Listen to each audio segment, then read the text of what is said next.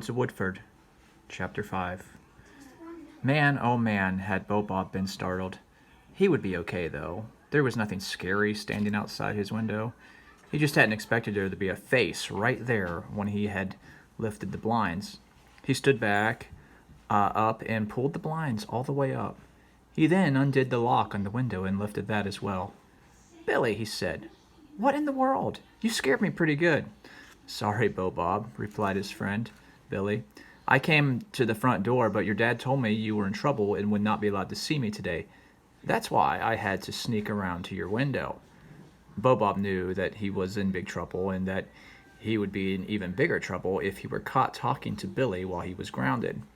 His parents had always been cautious of Billy anyways. There had been times that they had felt that he had been a bad influence on Bob. They recognized the importance of Bob choosing good friends who would encourage him to do what was right.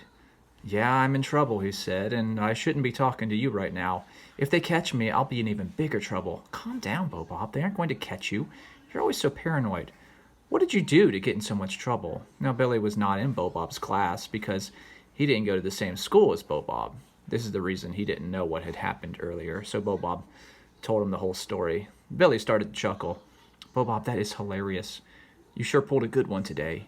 Bob, who had already been regretting what had happened that day because of all the trouble it had caused him, was a little surprised by this response. It felt good to have someone on his side.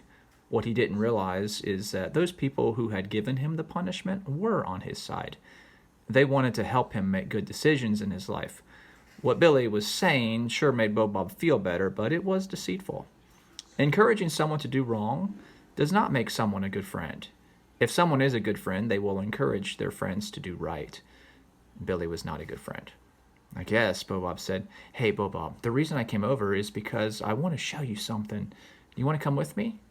"I can't," Bob responded. "I'm grounded. Plus, I have all this stuff I have to get done for school, or else I'll be in even bigger trouble." "Oh, come on, it won't take too long. What if my parents come in here and I'm gone?" Thought Billy out loud. "That's a good point. We'll have to wait until they are asleep. I'll come back after they go to bed tonight, and then you can sneak out your window." Bob did not like the sound of this. He had already been busted once that day and did not want to make it worse. Plus, sneaking out at night sounded dangerous. He had never done that before. "I don't know," he said. "Come on, Bob, it's going to be fun." Now, Bob knew better. The very fact that he was even considering this was a bad sign. Billy was hard to say no to, though. "Okay," Bob said. "I'll go." Gretchen had stepped into the woods on the trail. She quickly looked ahead to see the path that she must take. She couldn't chance having an obstacle in her way that could cause her to trip. Nothing seemed to be in the way. All was as she had remembered it, with the trees on both sides of the trail. The trail itself was a beaten path, with the occasional large root from a tree showing up from under the ground. Leaves were covering the way, but she could still see it. Nobody had been down this way in a year, as far as she knew. She started to run. Running would get her to her destination quicker, no doubt, but there was just something about running that seemed to magnify any noises that she heard around her and intensify images she was seeing out of the corner of her eyes. She could not believe she was actually doing this. Should she turn back? "No," she said. "I can do this. It won't take long." Now that she was doing it, she started to feel more confident. She had made it so far, and nothing terrible had happened. Maybe it would be okay. Perhaps she had made a bigger deal out of this last year than what it really was. After all, she had been so young then. Sure, it had only been a year, but she felt as if she were much older and more mature now than she had been just a year ago. This must be it. Everything was fine. Right about the same time she had convinced herself that everything was all right, she realized that she was going to have to take a break from running.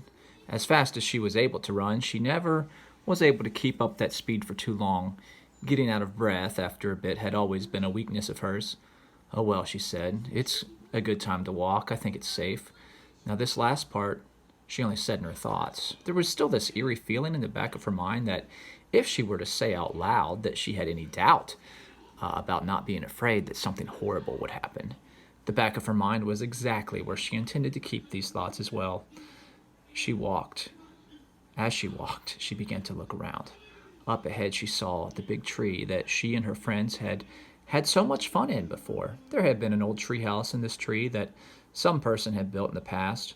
She didn't know who had built it. It had been there for as long as she could remember. Only old as it was, it sure was sturdy. The tree house had been well built, and she had many good memories playing in it.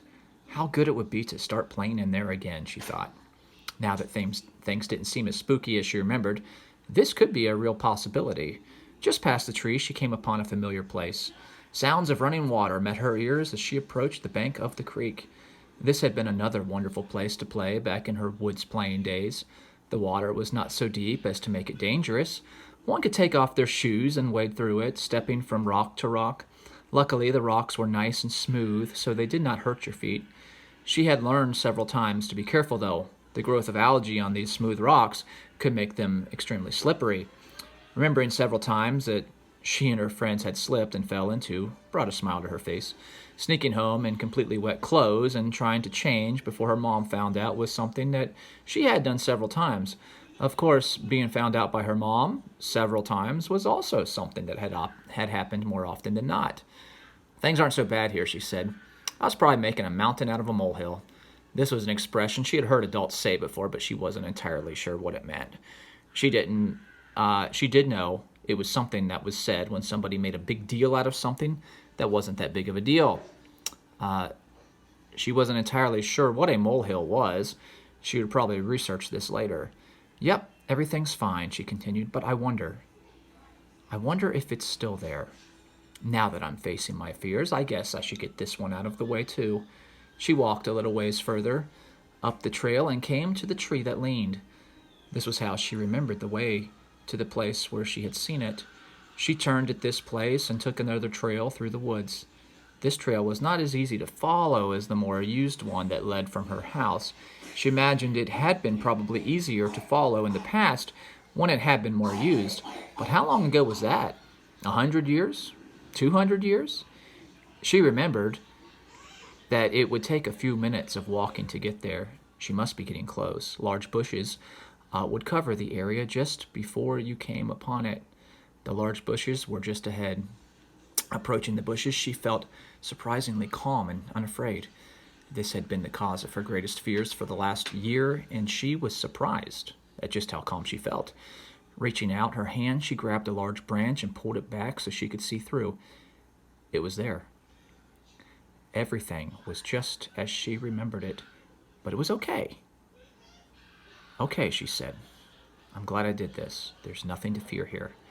But as she was starting to let go of the branch, she stopped cold and looked again. She saw what she had feared. Letting go of the branch and turning to run happened simultaneously. Never could she remember running this fast. She was back to the main trail in record time and took off back toward her house. Even though she was moving with great speed, it seemed to her to take forever to get all the way home. She finally exited the woods. Once she was a safe distance into her yard, she collapsed and caught her breath. "What was I thinking?" she let out between pants. "I will never go into those woods again. Never, ever again, no matter what." And that's the end of the chapter.